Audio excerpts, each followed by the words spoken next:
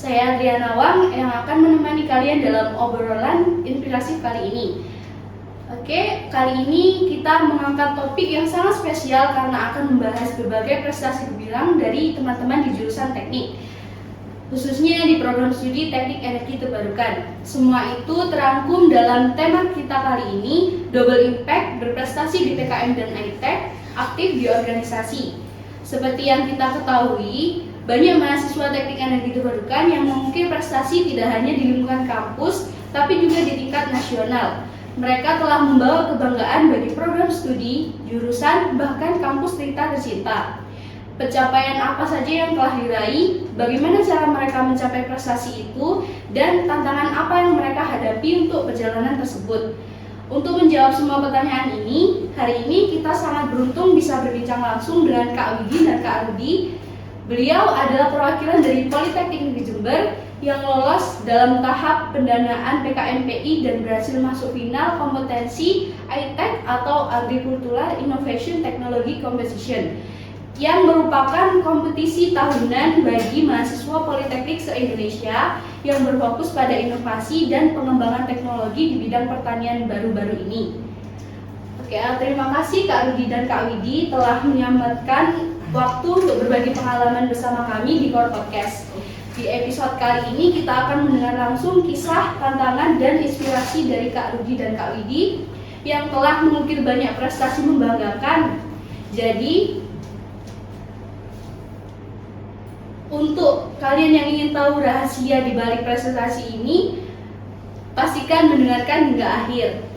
Baik, selamat datang Kak Rudi dan Kak Widi. Gimana kabarnya nih? Alhamdulillah baik. Mas Rudi gimana kabarnya Mas Rudi? Alhamdulillah baik. Untuk pertanyaan yang pertama kita akan bahas mengenai PKM dan ITEK dulu. Tadi sudah saya singgung di awal mengenai ITEK dan PKM itu Kak. Sobat Core mungkin belum tahu nih apa itu ITEK dan PKM. Juga boleh diceritakan judul ITEK yang Kakak angkat. Oke, buat saya dulu ya Mas Rudi. Ya, Buat PKM itu kepanjangan dari Pekan Kreativitas Mahasiswa yang dimana itu diikuti oleh seluruh universitas se-Indonesia. Nah, buat ITEK sendiri mungkin Mas Rudi? Mungkin di ITEK sendiri itu kan perlombaan yang tingkat nasional yang diselenggarakan oleh politeknik yang ada di Indonesia. Jadi di ITEK itu fokus ke bidang pertanian. Nah, di situ kan ada beberapa politeknik yang ada memang khusus di jurusan pertanian gitu kan. Jadi mereka dituntut untuk mengembangkan inovasi-inovasi ataupun alat untuk meningkatkan hasil panen dari pertanian tersebut. Nah, jadi bedanya antara PKM sama ITEK ini, kalau PKM ini diikuti oleh seluruh universitas Indonesia. Kalau ITEK ini sepoliteknik yang Ya. Politeknik Indonesia itu. Dan kabarnya tahun ini alhamdulillah ITEK itu diikuti oleh bukan cuma dalam negeri, tapi juga dari luar negeri itu ada Cina dan kalau nggak salah itu ada Malaysia kayaknya. Kayak seperti itu. Oke, untuk judulnya sendiri bisa diceritakan Kak? Oh iya, untuk judul ini kebetulan ya aku alhamdulillah dapat lolos ke babak final tuh 2 judul. Judul yang pertama itu judulnya Sipiro, Teknologi Konvergensi Berbasis Solar Cell, Solusi Tingkatkan Kualitas Efisiensi Produksi Ikan Asap dan Hasilkan Produk Samping Teknologi Oil. Untuk yang satunya ini aku kebetulan satu tim nih sama Mas Rudi nih. Judulnya apa Mas Rudi? Jadi kita itu satu tim untuk yang judul yang satunya ini Farm Guardian. Jadi inovasi alat pengendali hama berbasis panel surya menggunakan spektrum ultraviolet, gelombang ultrasonik, dan juga kita memakai suara elang untuk mengusir burung. Benar. Jadi ada tiga alat. cara pembasmi Mas ya. Ada 3 cara pembasmi hewan. Yang pertama itu buat hama wareng. Jadi untuk di hama warengnya sendiri itu menggunakan lampu ultraviolet yang fungsinya untuk memikat atau menarik hama tersebut. Nah, di situ nanti ada penyengat high voltage. Jadi ketika orang itu tertarik oleh cahaya ultraviolet, maka orang itu akan datang dan tersengat oleh penyengat high voltage. Nah, yang kedua itu ada gelombang ultrasonik. Nah, jadi di gelombang ultrasonik itu sendiri itu kita mencari referensi untuk pengusir tikus. Nah, jadi kita juga mencari frekuensi yang cocok untuk mengusir tikus tersebut. Frekuensi yang cocok itu sebesar 50 kHz. Iya, 50 kHz. Nah, dan untuk alat yang ketiga itu kita gunakan untuk membasmi hama burung. Nah, kita menggunakan suara elang untuk mengusir hama burung tersebut. Sangat menarik ya judulnya dan tentunya banyak manfaatnya. Nah, apa sih Kak yang melatar belakangi judul tersebut dan ide yang mendorong Kakak buat memilih tema iTech tersebut? Yang pertama kita pastinya lihat kondisi lapangan itu gimana ya. Kondisi lapangan. Misal kita bahas yang alat farm guardian aja ya. Misal kita di lapangan itu ada petani yang yang memiliki keluhan. Keluhan seperti kayak tadi apa? Ya. Hama orang itu kan. Hama orang itu kan nyebabin produksi dari tanaman itu berkurang. Gagal gitu. Gagal. Panennya itu gagal. Jadi ya kita gimana sih solusi buat ngehilangin hama tersebut gitu. Nah, ini dari kita mencari ide ataupun latar belakang itu kita melakukan survei ke tempat terlebih dahulu. Jadi kita emang fokus ke pertanian karena iTech ini kan emang bidangnya di pertanian. Jadi kita datang ke lokasi, ke sawah, dan kita juga mewawancarai beberapa petani.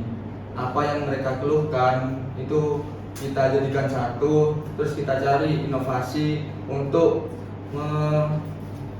mendapatkan solusi dari permasalahan petani tersebut.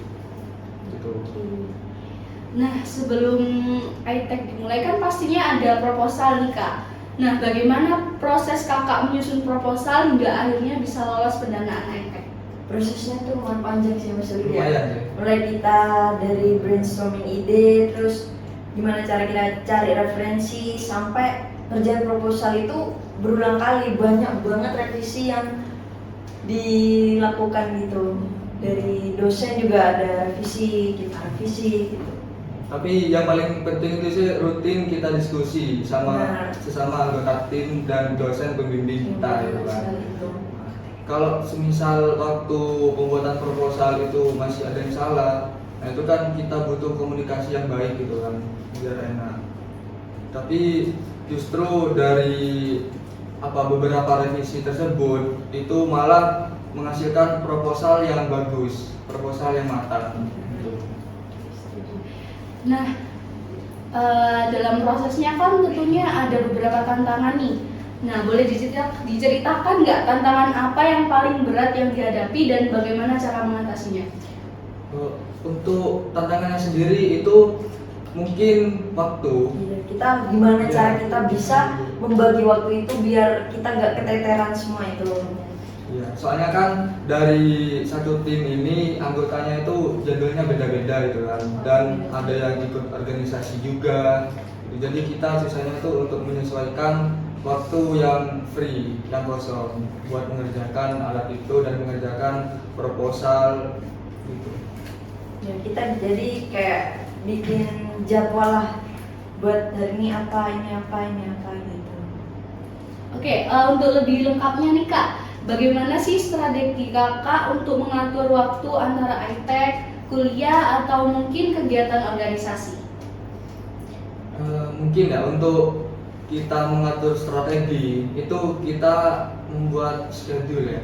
Kita membuat jadwal. Jadi dari masing-masing anggota itu kita tanyakan, ini yang kosong, ini yang free hari apa, jam berapa, itu kita rekap semua jadi satu sehingga saling backup. Iya, bisa saling backup.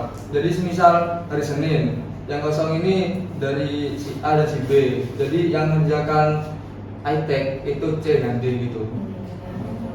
Pasti kita beda-beda kan jadwalnya, ya. Kelasnya juga beda kan.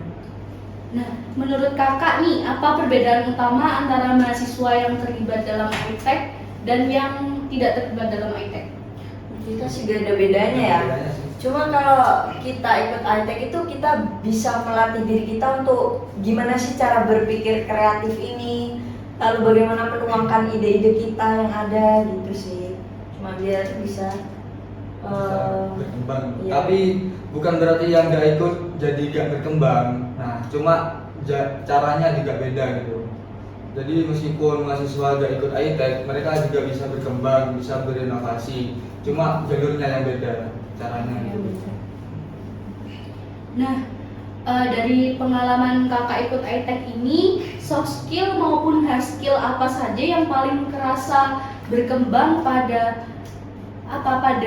diri kakak?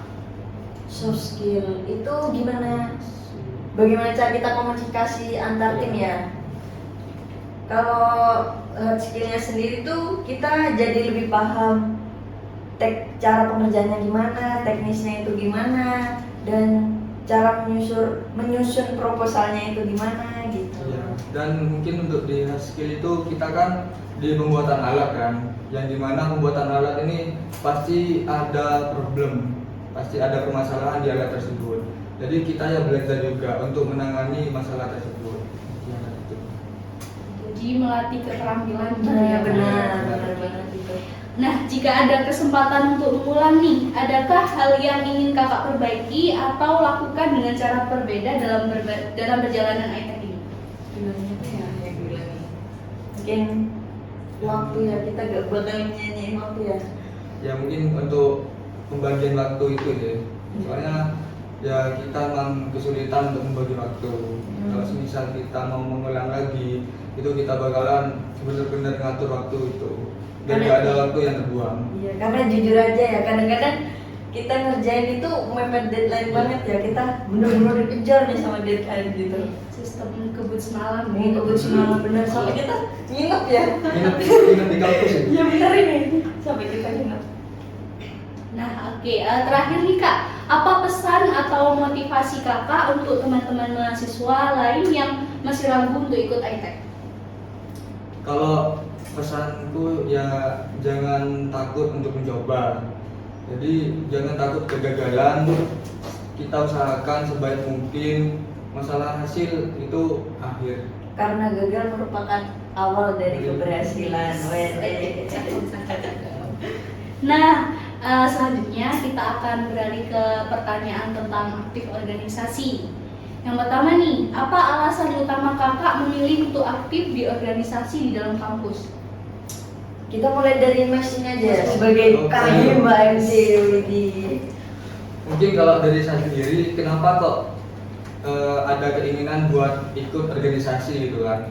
Nah, soalnya menurut saya sendiri kan kalau di kuliah mungkin kita fokus ke materi, praktikum. Nah, dan di organisasi itu ada beberapa pengalaman yang gak bisa didapatkan di perkuliahan. Gitu. Gitu. Biar kita bisa menambah relasi. Jadi Relasi. bukan cuma soal akademik yang kita butuhkan yang Iya. ya. Jadi kayak relasi kita pasti butuh. Terus bagaimana cara kita bekerja secara Bekerja sama. tim biar kita tahu gitu. Dan juga untuk di organisasi mungkin kita juga belajar untuk public speaking. Nah, Benar. lebih banyak belajar di public speaking. Itu yang dibutuhkan kan di masyarakat gitu. Iya benar itu. Untuk Kak Widi sendiri? Kalau aku sama kayak Mas Rudi ini. Pastinya yang kita cari tuh nggak cuma akademik, pasti relasi juga. Itu sih yang penting. Iya, yang penting relasi berarti ya. Hmm. Gitu. Nah, bagaimana peran organisasi membentuk karakter dan kepemimpinan kakak? Di organisasi sendiri itu masing-masing pengurus itu kan kita dikasih tanggung jawab kan. Iya. Nah, jadi kita belajar gimana caranya kita melaksanakan tanggung jawab tersebut. Gimana caranya kita tidak lari dari tanggung jawab. Gitu. Juga dari situ tuh kita bisa ngambil keputusan, terus kita bisa nerima kritik dari orang lain, kita bisa belajar itu. Ya, karena dari kritik-kritik mereka kita melakukan perubahan menjadi yang lebih baik gitu. Banyak ya berarti manfaat kak. Oh, ini pernahkah kakak merasa kewalahan dengan pembagian waktu dalam organisasi dan kuliah serta bagaimana cara mengatasinya? Kembali lagi waktu ini kak. Iya, pasti waktu ya masalahnya ya. Tuh. Karena nggak bisa tuh ditambah 24 jam jadi 35 jam. Kebanyakan tuh kak.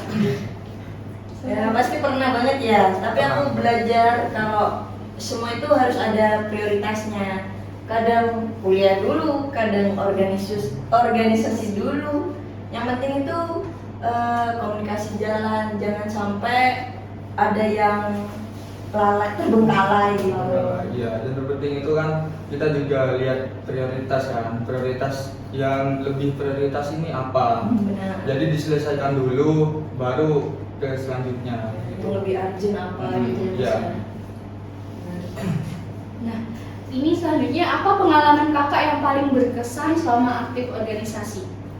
Yang paling berkesan itu waktu pastinya pasti kita bikin acara ya. Misal kita bikin acara gede nih, terus itu berhasil. Berhasil Wah, kegiatannya itu. kita rasa capeknya itu hilang ya Mas ya. Ya, pasti yang pastinya kan. Terbayarkan. Terbayar.